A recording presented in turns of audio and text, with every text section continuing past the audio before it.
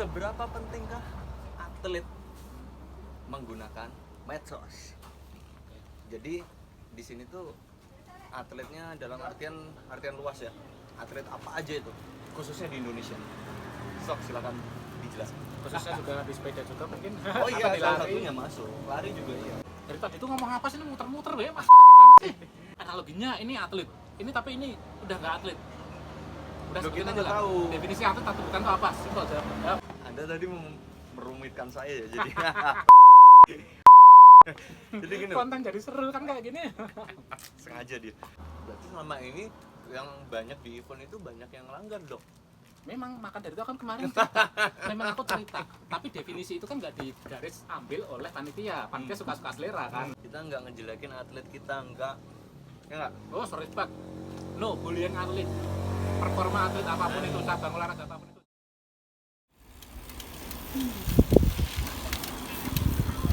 Baru tahu. Oh, di sini ternyata situs Paya. Apa? Sejarahnya sih ada harusnya. Di bawah sini.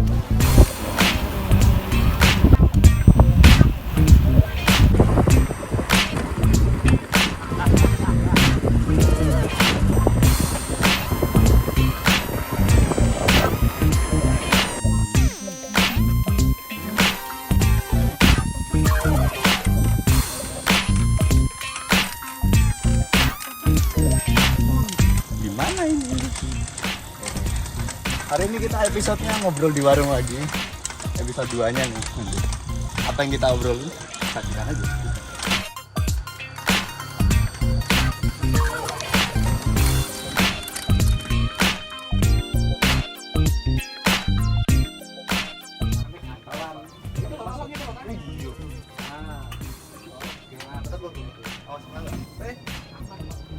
Apa nih? Oh, Kan tali Pak, ikat ke sini Bu. Ya. Oke. Jadi sini jogetan kamera.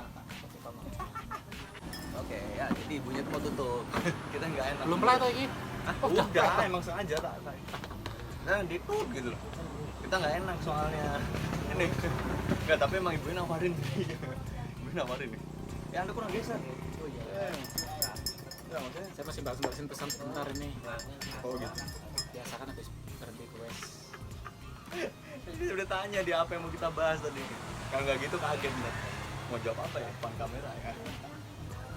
Aduh. Tapi kemarin jadi begitu suara yang lewat nyaring kita agak merasa belum ada mic. Ntar sih. Sebenarnya udah kita akalin juga ntar kalau punya satu device lagi. 3, 2, 1, action. Kembali ke host kita seperti biasa. Ya halo semuanya, selamat pagi lagi. Episode aduh saya lupa apa ya, yang di warung ini apa? Ngobrol di warung. Anda udah kurang? Oh udah pas. Kirain kurang geser. Ngobrol di warung kali ini. Warungnya udah tutup, jadi nggak apa-apa kita tetap jalan. Jadi tadi udah sampein kita nggak enak sebenarnya ya. Ini tutup. Kebetulan gue masih di sini dan tadi masih buka. Oke, langsung ke pembahasan. Saat ini kita akan ngebahas satu topik yang mungkin sedikit kontroversial atau bisa dibilang kontroversialnya banget sih. Apa itu? Jadi satu pertanyaan dulu buat dia. Mungkin nanti akan panjang ya gambaran. Kalau saya sendiri punya argumen tapi akan saya sampaikan setelah dia ngomong. Saya mau tanya, seberapa pentingkah atlet menggunakan medsos? Jadi di sini tuh atletnya dalam artian luas ya. Atlet apa aja itu, khususnya di Indonesia. Sok silakan dijelaskan. Khususnya juga di sepeda juga mungkin. Oh iya, Apa di salah lari. satunya masuk. Lari juga iya masuk. Jawabannya mesti abu-abu sih, nggak bisa biner ya, nggak bisa tegas. Tapi perlu kita ketahui loh, media sosial tuh nggak ngaruh sama performa atlet tuh sebenarnya. Karena tugas atlet kan adalah latihan, recovery, lalu juga Balapan. pelaksanaan ya itu maksudnya. Dan semua itu sebenarnya saat nggak pakai medsos pun juga oke. Banyak sekali para atlet luar negeri itu medsosnya mereka tidak pun juga oke aja. Sebenarnya nggak ngefek sih, cuman kalau kita garis bawahi atlet kelas nanggung pas nanggung ya. Atlet yang dia itu gede juga kagak, kecil juga sebenarnya dia sedang merintis. Nah itu kadang-kadang cukup bahaya di situ. Jadi Maksudnya nanggung dalam artian apa itu? performa Progresnya terkenal ya? juga belum, Oh. terkenalnya belum, sehingga dia menggunakan medsos untuk pengen terkenal. Nah itu jadi masalah nantinya, karena di medsos kan buzzer juga udah banyak, algoritma juga sering konflik, netizen juga suka sendiri kayak gitu. Jadi mana kalau kita itu ngurusin apa maunya netizen itu capek sendiri, nggak ada selesainya. Apalagi ketika atlet itu kalah atau bikin kesalahan kecil aja dibully sama netizen, atlet itu membaca komentar udah bubar dia. Resiko pensiun dini juga besar itu. Jadi Contoh. jadi mending atlet itu ya udah dia fokus atlet aja, jangan mikir media sosial. Kalau dia udah terikat brand, endorse, sponsor, wah akun kesel gua pak, bangsel lah. Lanjut. Hati-hati loh. Bukan apa Don? Oh, naik. Pato. Kamu sok. Wah, rosa pak. Hati-hati loh, Pak. Dinikmati le tainan. Mau perain nih anaknya. Hati-hati, Pak. Lagi bikin konten juga soal. Coba subscribe kali. Iya, dulu. Ya, pada mencar sih, teman-teman. Pahitnya kerasa banget. Pahitnya lu keren. Hati-hati, Pak. Yuk, yuk. Lanjut, Pak. Kembali lagi ke tentang medsos, yaitu tentang atlet itu nggak begitu penting. Ya, Nggak begitu jadi penting. Seandainya dia pakai medsos itu malah dianjurkan. Itu mending yang pegang medsos itu adminnya atau pelatihnya atau mungkin orang lain yang dia bukan atlet itu yang pegang. Jadi atlet itu nggak baca komen netizen, nggak ngikutin trennya itu apa, sehingga atlet itu fokusnya prestasi, bukan ngikuti tren media sosial yang sedang berkembang itu apa. Karena kesehatan mental mereka itu ya terus terang kita nggak bisa mengharapkan netizen itu selalu dukung kita terus. Di podcast yang kemarin satu kesalahan kecil aja itu bisa menjadikan kita dihujat mati-matian oleh netizen. Ya. Gimana dari pendapat itu dari Musik. Ya, sepemikiran, sependapat juga. Memang itu benar. Jadi dia udah tahu jawabannya pasti. Memang, tapi sempat bilang ya tadi pas goes ya, apa? agak kontroversi ya. Ada agak kontra maksudnya. Tentang Ya tadi apa? sedikit kontra dia bilang. Kontranya adalah tidak setuju. Ya. Tidak setuju atlet pakai medsos. Nah. Jadi ada Semua atlet sepak bola kita pun juga nggak setuju kalau mereka buka Instagram, TikTok atau tweet atau apapun itu terus mereka lihat berita-berita yang kebenarannya dipertanyakan itu netizen yang berkomentar dengan liar kayak gitu. Jangan, atlet jangan lihat kayak gitu. ya memang sepemikiran. Jadi kita semua sepakat sih dunia olahraga dikaitin sama medsos, apalagi yang berkecimpung aduh bahasa gimana, berkecimpung langsung itu playernya, jadi atletnya itu aduh agak-agak sangat ini ya.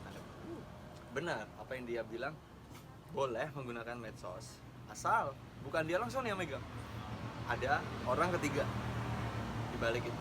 Mungkin bisa jadi admin si atletnya, atau mungkin bisa jadi si ya yang pemegang akun lah gitu, atau manajemennya dia gitu, artis manajemen kalau dia itu artis juga gitu.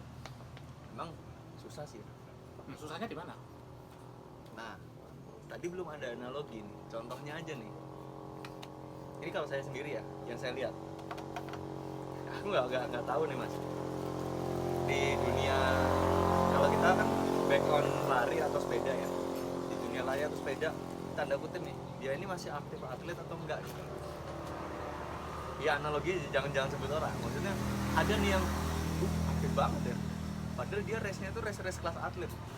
Katakanlah elit gitu. Medsosnya aktif banget. Ada tuh. Analoginya gitu. Dari tadi tuh ngomong apa sih, ini muter-muter ya mas? Gimana sih? Loh. Sekarang Muter-muter. Analoginya ini atlet. Ini tapi ini udah nggak atlet. Udah Loh, sebutin kita aja lah. tahu. Definisi atlet atau bukan tuh apa? Simpel aja. Ayo. loh, atlet itu Apa? kalau Kecepatannya secara kenceng umum, gitu? Bukan. Apa? Secara umum atlet itu cabur tertentu dia punya lisensi yang pasti. Yang kedua, dia pernah ikut kompetisi di kelas apa. Contohnya kalau di balap sepeda kan udah ada regulasinya sendiri. Oh, dia dikatakan atlet seperti itu. Apa? Misalnya Kejut Cup itu masuk atlet nggak sih? Harusnya masuk dong. Bagian dari itu. Benar. ini bilang definisi atlet adalah indikatornya itu. Pertanyaannya indikator dari mana? Resmi dari ICF atau bukan? Atau resmi dari Badan Federasi atau bukan? Kita ngomong yang netizen pasti tahu, sepak bola. Pemain bisa dikatakan atlet sepak bola atau bukan? Dasarnya apa? Silakan dijawab. Aku tuh nggak terlalu mantap bola sebenarnya. Ya karena kalau kita ngomongin sepeda, penonton belum tentu tahu Belum tentang tahu, ICF. betul. Tapi kalau sepak bola kan negara kita gila nonton bola, pasti tahu lah. Betul. Paham. Definisi atlet atau bukan itu apa? Kalau bola pasti ada seleksinya juga, itu yang pertama. Orang-orang terpilih ya yang masuk atlet. Aku nggak tahu dibalik kayak dari tim-tim bola, misalnya Sama loh, dari sepeda sama, sepeda sama. Sepeda Ya. sama, mirip-mirip. loh. Tapi kan masalahnya di sepeda itu kebanyakan atlet sekarang itu nggak, maksudnya sekarang itu nggak dibina oleh katakanlah pemerintahnya ya, itu kurang support loh. Mau cabang olahraga lain juga nggak dibina kok. Skateboard kemarin yang di Sidang dapat emas itu juga kayak dibina atau enggak ya masih tanda Ya, tanya. memang Gimana dong? Anda tadi merumitkan saya ya jadi. Jadi gini loh, Konten jadi seru kan kayak gini. sengaja dia.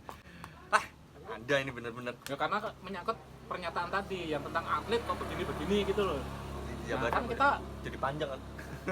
harus membedah dulu definisi atletnya dulu. Jangan sampai kita mengatakan oh dia itu atlet, faktanya bukan. Bukan, Udah ya, betul. udah ketekat dulu di awal. Memang tiap cabur tuh beda.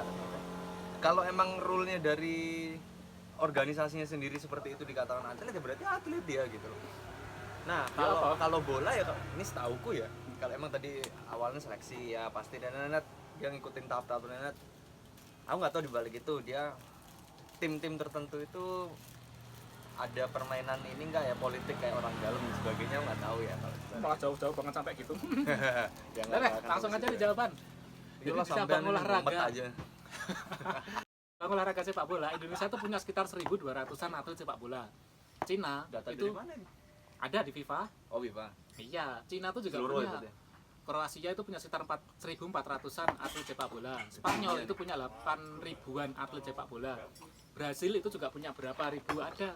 Nah, definisi atlet sama non atlet itu adalah mereka terikat kontrak dengan klub resmi atau tidak sudah. Artinya dia bekerja untuk klub atau tidak. Jadi meskipun dia performanya luar biasa gila-gilaan, di atas rata-rata juara Olimpik dan sebagainya, tapi kalau dia tidak sedang terikat sama klub dan dia sedang kondisi bebas, dia sedang tidak menjadi atlet.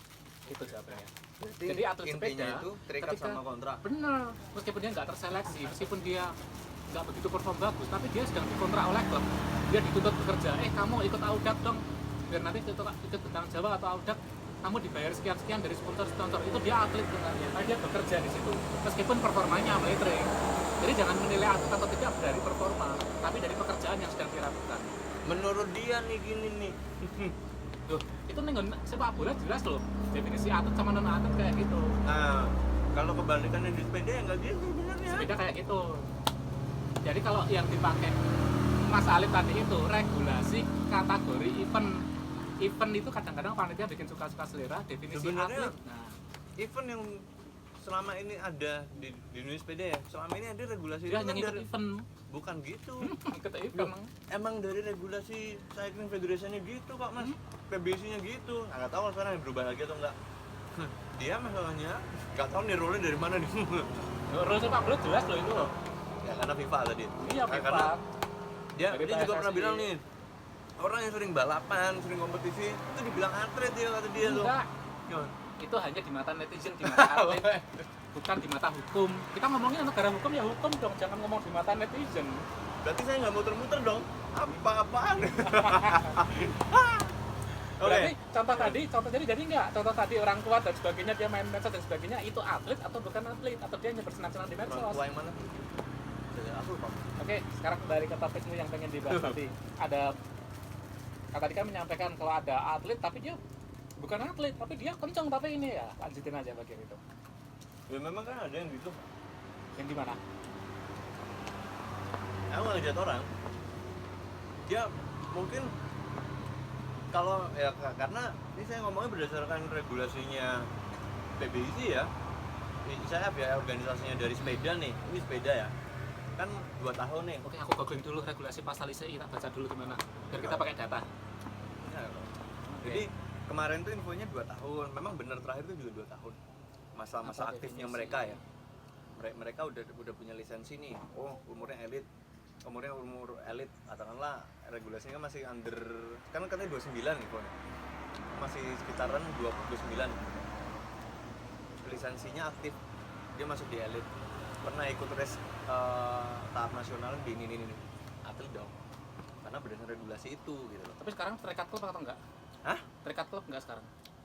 Ya rata-rata ada yang Kalau terikat klub dia atlet pekerjaan. Kalau dia tidak terikat klub dia bebas. Sudah selesai sampai di situ. kontrak ya. Iya, kita berbasisnya bedanya atlet sama hobis.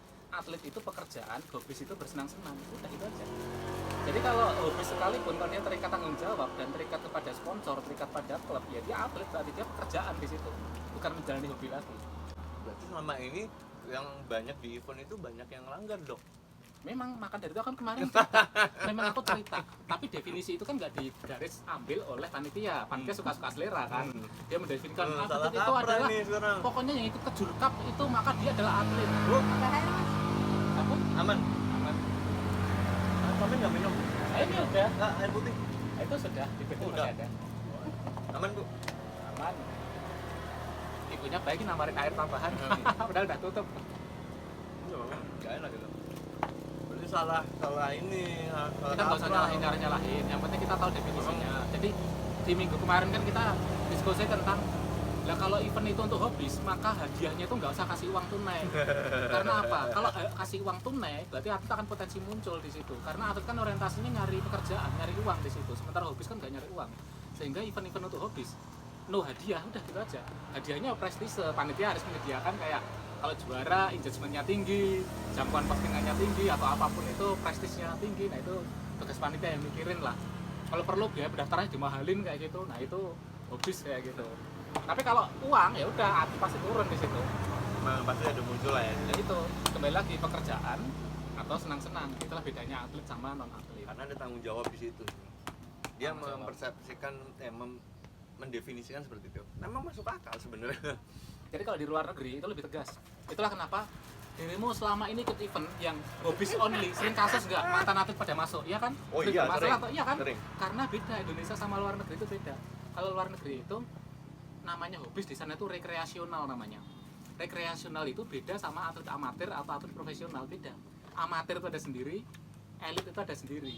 Amatir tetap atlet, profesional itu tetap atlet. Tapi kalau rekreasional itu udah beda lagi. Nah, Lama. di kita, makanya di Zwift online aku sering balapan Zwift online itu ada kelas rekreasional atau elit itu ada.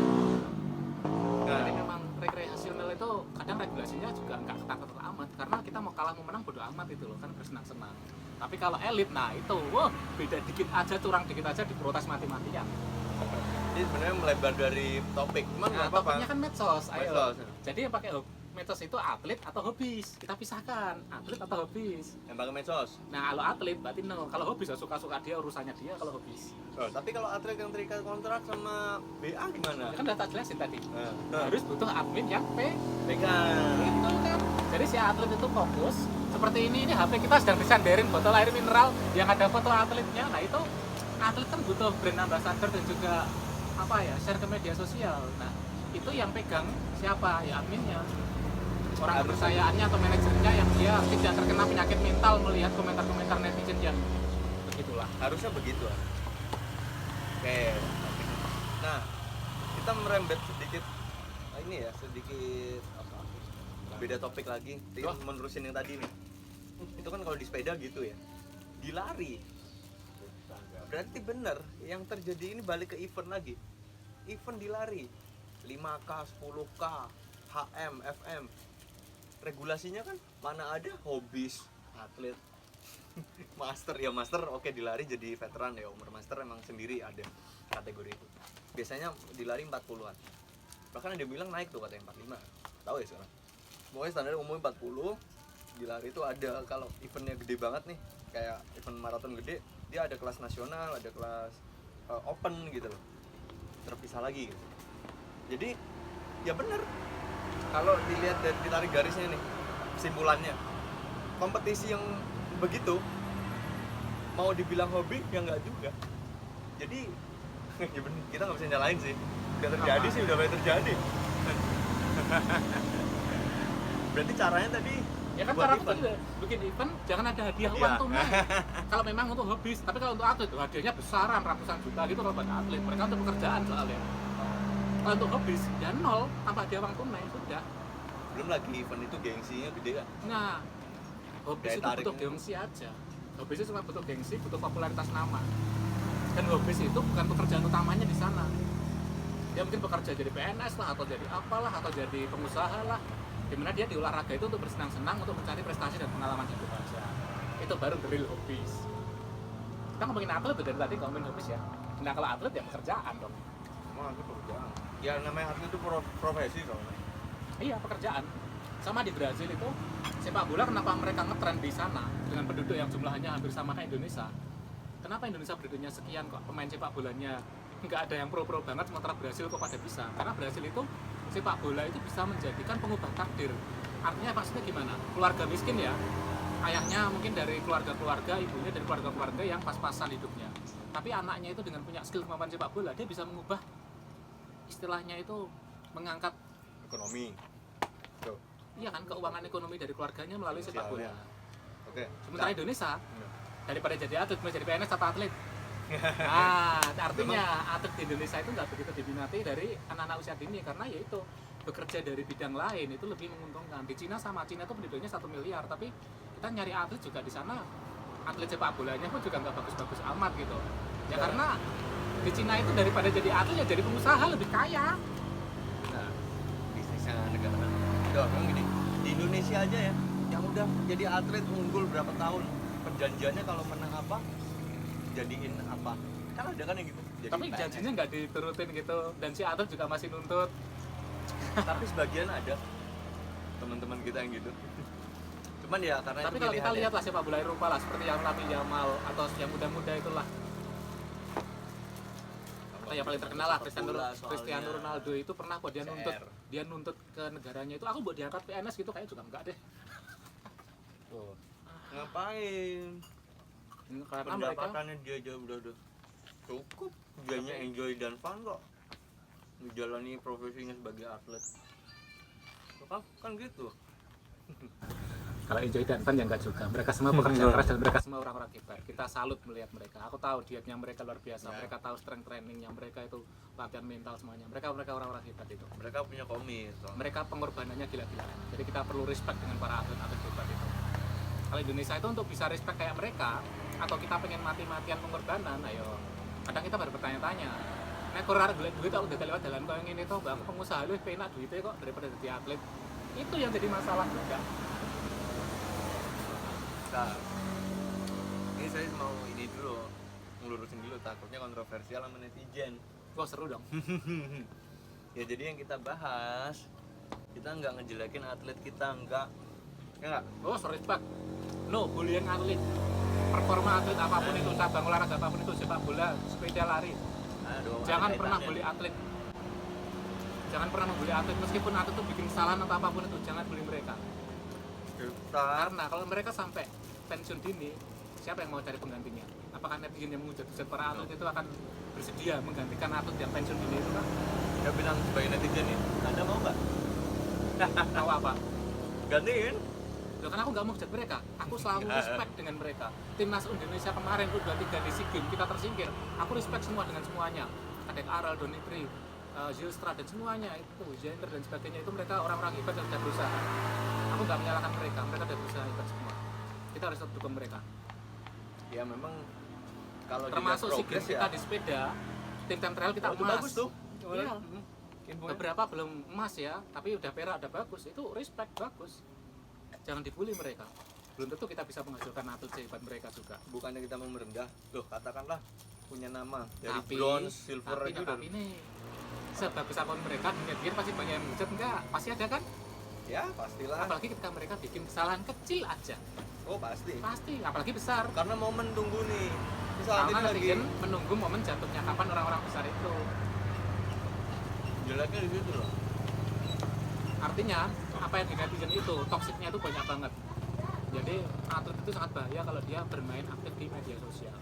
Lebih baik kalau dia terikat sponsor atau terikat brand ambassador yang pegang medsos ya adminnya, Merekanya. adminnya, manajemennya. si atlet ya fokus latihan, fokus pengembangan diri, naikin VO2 max, naikin skill, naikin strategi, nambah pengalaman, recovery yang cukup. Ini contoh kayak ini analisa saya ya. Analisa saya lihat akun karena based on Instagram nih gitu. Dia jarang aktif nih. Dia kayak pembalap-pembalap kayak Pogacar, beda ya. Terus atlet lari kayak lari trail si Kilian Jornet, yang lainnya juga kayak nggak pernah bikin story gitu loh. Jarang mereka posting sekali aja, mungkin karena itu Ya pasti bisa sponsornya. jadi nggak ini Adminnya. siapanya. Iya. Jadi karena dia itu sebagai modelnya udah.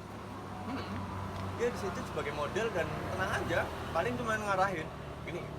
Itu aja. Bahkan ide postingnya itu ditentukan oleh manajernya, bukan dari Bisa keinginan jadi si atlet. Jarang loh mereka bikin story. Yang beda kalau kita kan menang dikit nih. Wah, happy banget kan ibaratnya. Repost. Ya kalau kita respect sama teman-teman yang nge-tag nih kadang.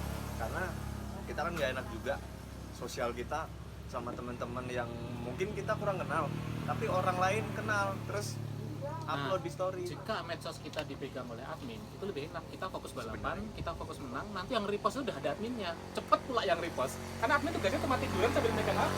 Iya kan? Dan kita gaji admin itu juga murah kalau sebenarnya. Butuh bayar kah? Jelek. Gini loh. Kalau saya belum tahu ya, kenapa orang-orang yang udah terkenal di luar jarang banget repost punya orang-orang lain. Pasti di akun-akun yang udah gede kayak atlet kayak kita langsung ngejat orang Pogacar tadi ya. Itu pasti banyak loh yang nge-tag dan sebagainya, nge-tag atau orang pasang story, tapi dia nggak pernah repost. Karena orang yang punya profesi pekerjaan admin medsos itu cerdasnya dia dengan algoritma udah paham. Dia bisa memilah mana yang mau di-repost sama yang dicuekin karena angin kebisingan media sosial itu bising banget. Itu orang biasa kayak aku sendiri itu nggak bisa ngefilter, tapi kalau orang yang udah bekerja di sana dan dia udah tahu manajemen dan algoritma engagement bagaimana, dia tahu oh ini repost, oh ini enggak, oh ini dia memang pekerjaannya di situ. Jadi mungkin ke depan pekerjaan jadi admin medsos itu akan jadi pekerjaan yang bisa setara dengan AI kayak gitu. Kayaknya sedikit menjanjikan ya. Loker-loker gitu ya. Wah, aku punya daftar 10 pekerjaan yang gak masuk akal di masa depan loh. Kan teknologi Tertarik soalnya. bikin judi online misalnya. Arop, jangan Jangan bikin gunakan yang ilmu untuk aneh-aneh. Loh, Bu. Aman, Bu, jamnya, Bu. Udah jam 9:30 ini, Bu. yang penting niatnya udah berusaha bagus. Semoga ya, Bu. Tengok itu, Hati-hati. tengok di. Di bawah. Hati-hati, Bu, bawa galon. Oh, kosong itu. Man.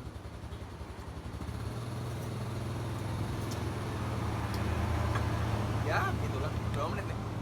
24. Gak apa Seru lah. dong. 5 Tambah menit dikit, lagi aja tambah nih. dikit apa nih? Setengah jam aja nih. Ya memang susah. Itu satu topik aja nih tadi. Kok pesimis dari tadi susah? Susahnya di mana dong? Gak ada yang susah.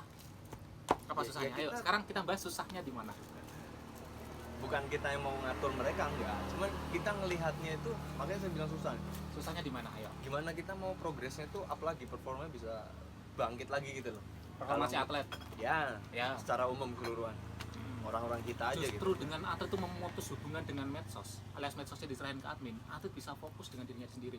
Dia itu kayak kacamata kuda itu yang semula itu kita tuh bising lihat kemana-mana, begitu disempitkan kacamatanya kita hanya lihat fokus di performa kita. Makanya saya bilang susah ini sekarang. Dan susahnya di mana? Karena mereka nggak bakal bisa ini mas. Gak betul bisa apa? Coba aja, kalau memang nanti tahun depan ya katakanlah udah ada perubahan signifikan nih, katakanlah atlet bola misalnya, Ya, katakanlah, karena sampean yang sering mantau progresnya mereka, maksudnya selama mereka tanding seperti apa. Kalau emang perubahannya bagus, berarti emang bagus. Nah, contohnya kemarin saya juga nyimak sekilas bulu tangkis juga kita masih bertahan sebenarnya. Waktu itu sempat dan lihat justru lawan di Malaysia gitu. cabang-cabang olahraga seperti itu kadang-kadang muncul atlet-atlet baru yang sebelumnya tidak terpantau oleh radar netizen. Emang Karena mereka tuh nggak terpengaruh oleh bisingnya media sosial. Memang Mereka jadi malah agak ini. Nah, itu terjadi juga di dunia sepeda. di Usia cyclist. under 30 banyak banget. Itulah kenapa saya hiatus sampai sekarang. Mau saya nanti aja balapan. Ini bongkar lagi nih saya. Masih hiatus nih sekarang event-event balapan.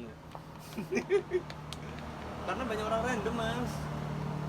peralihan nih dari usia-usia. Topikmu bergesernya kayak gini. Saya ulangi lagi biar gesernya kelihatan. Kan banyak orang yang nggak terlihat di medsos, nggak Iya. terlalu jelas, nggak terlalu, Iya. maksudnya kita nggak begitu kenal, asing banget nih. Tahu-tahu muncul ikut kompetisi. Bukannya aku udah pernah cerita toh tentang grafik. Jadi teman-teman di cyclist ada websitenya juga tentang FTP Data Power, di mana di situ ada data statistik dari ras negara manapun itu. Kita bisa masukin Asia Tenggara, Jawa juga bisa masukin. Usianya kita masukin. Di situ ada grafiknya. Di usia kategori berapa? Ada grafik kayak gunung kayak gini di sana. Jadi kita itu memasukkan data FTP kita, data berat badan kita masukin tempat tinggal kita. Kita orang Jawa, kita orang Kalimantan, lalu kita masukin ras kita. Di situ kita akan muncul, kita tuh berada di berapa persen kemampuan kita. Itu ketahuan. Ya, emang harus Karena kita dulu. udah cek data dulu. Aku pernah itu kita masuk, aku paling bagus saja itu cuma di sekitar 9% atau 8%. Ada kategorinya, all-rounder, sprinter, climber atau apa. Ada itu websitenya. Kita masukin data FTP kita akan masuk nanti. Kita akan masuk di UCI kategori berapa. Nah, untuk yang tempatnya Blok Villa ini dulu pernah kita ceritain. Performamu itu di berapa persen? Selama performamu itu 5% atau 4% misalnya, 4% ras Asia Tenggara, yakin muncul orang-orang baru gak akan bisa ngalahin kamu. Tapi nek performamu masih di 15%, 20%, muncul orang-orang baru yang dia 7%, 8%, ya udah otomatis mereka lebih unggul, hanya mereka selama ini belum ikut event gitu loh. Ya. Sekarang kayak Bagus Sebenar lah, sahabat kita atau lawanku, aku memasukkan dataku waktu bagus-bagusnya Kartu dia. aku waktu Iya, Mas performaku Bagus. bagus-bagus sekali, FTP ku ya, aku waktu itu di 314 power, BKG di 4,7an itu masuknya di sekitar dalam usia 35 sampai 39 itu untuk Asia Tenggara aku masuk di bagus di sekitar 7%.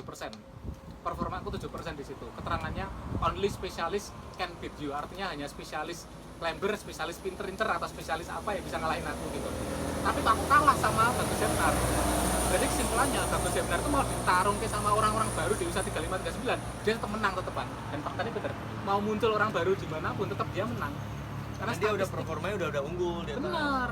Jadi nek dirimu itu performanya dalam under 29 udah levelnya itu 5% di atas rata-rata orang Asia Tenggara. Lalu muncul orang-orang baru di Indonesia, tetap kamu unggul, yakin tetepan. Lagi mempertahankan performa atau progresnya Iya, itu. tapi kalau yang muncul orang Eropa atau orang mungkin ras-ras beda, mungkin rumusnya beda lagi nanti. Ya, memang rumusnya pertama beda. emang harus cek datanya dulu itu Memang. benar. Orang teknik itu harus pakai data statistik. Jadi kita jangan khawatir Eh. tentang muncul orang-orang baru di under 29. Itu belum orang baru, mereka hanya belum ikut event, soalnya belum mereka tuh belum begitu. Ya, kita secara umum bilangnya ini Iya. orang baru nih. Orang baru di kita karena Jadi belum pernah ketemu sebenarnya nih. mau muncul orang baru atau tidak itu statistik itu selama belum update masih kayak gitu ya, grafiknya kayak gitu kok. Jadi memang tubuh kita itu, metabolisme kita tuh sudah ada hukum alam. Kita nggak mungkin FTP kita tuh 600 watt gitu, nggak mungkin. BKG kita 10 gitu udah nggak mungkin itu udah nyalai kodrat metabolisme manusia. Oke, Mas Bagus tadi disampaikan sama dia buat Emang dia nonton. keren, aku ngacungi jempol. Ya sih. Latihannya dia, Waktu dietnya tur- dia, tur Batu Raden ya. semuanya lah itu emang takoni. Kita harus salut dan hormat pada mereka-mereka yang udah berjuang mati-matian. Kemarin habis itu race di luar negeri dia. Juara kemarin. Wow. Gimana lupa saya. Ini udah semput. Oke, kayaknya pembahasan itu aja dulu untuk sekarang, udah setengah jam. Wah, Iya dong. Di warung juga Part udah dua tutup dong. nih. Nggak ada. Waduh. Bersambung lagi. Pokoknya masih kita bahas seputar event, medsos, atlet, medsos, psikologi. psikologinya di balik itu menarik soalnya. Karena kita harus tahu ke depan itu bakal seperti apa. Salah satu psikologi lagi kenapa di usia-usia generasi alpha atau generasi Z yang dia aktif sekali di media sosial itu ada namanya media sosial itu sebagai tempat mengekspresikan diri kayak gitu. Jadi dia menganggap bahwa sosialnya itu ya memang media sosial itu, artinya apa yang dinilai di media sosial itu seolah-olah kayak harga dirinya dia. Harga diri itu ditentukan dari engagement, ditentukan dari jangkauan. Nah itu sebenarnya kalau salah. dibiarkan ya cukup berbahaya dalam tekanan sosial. Salah kaprah gitu. Artinya bukan kita yang menyetir sosial, melainkan kita yang ditekan sama sosial. Nah, kitanya manut sama sosial ya. Padahal ya kita kalau nuruti apa yang di media sosial itu nggak ada selesainya, capek. Dia berubah-ubah terus, tren berganti-ganti terus. Kita akan kehilangan jati diri kita. Padahal yang benar itu seorang atlet ya fokus aja dengan jati dirinya dia, targetnya dia apa. Jangan juga bandingin orang kan gitu. Lo atlet yang beneran atlet mah jarang banding-bandingin Strava lu nggak pernah lo. Nggak perlu. Justru hobi itu yang sering kayak gitu banding-bandingin. FOMO Bahkan bukan sekarang. bandingin diri kita, bandingin orang lain sama orang lain itu hobi tuh kayak gitu biasanya. ada teman prestasi yo cari, wah ini nih karena ini karena ini ya. Hujan lagi kan? Nanti akan terjadi crab teori. Crab itu adalah kepiting, crab camber itu jadi kayak kepiting ditaruh dalam ember. Jadi ada satu kepiting yang mencoba merangkap keluar ember, tarik dari belakangnya, kamu jangan naik. Oke. Jadi kapan mau keluar? Tapi kayaknya pembahasan itu nanti episode selanjutnya mas. Menarik loh. Menarik. Semoga nggak lupa ya. Karena bakal kayak kalau besok minggu depan masih goes, masih kita bahas. Gitu. Karena dia mau ada acara soalnya. Jangan sebutin. Itu ya. Acara yang nggak penting-penting juga. Nggak Pengen penting-penting. gue jarak jauh aja ya, biar bisa menikmati kembali. Oke, kawan. 32 menit campur sama yang tadi tuh yang footage-footage airdrop yang pasti. Oke, habisin air bro. Oke, kita juga habis ini mau balik karena tadi juga lumayan cepet ya. Sekarang belum jam 10 nih. Biasanya kita tuh jam Balik jam 12 setengah kita 12. baliknya. Udah tutup. Mau pesan apa nggak ada. Oke, semoga bermanfaat. Tetap keep riding safe and goodbye.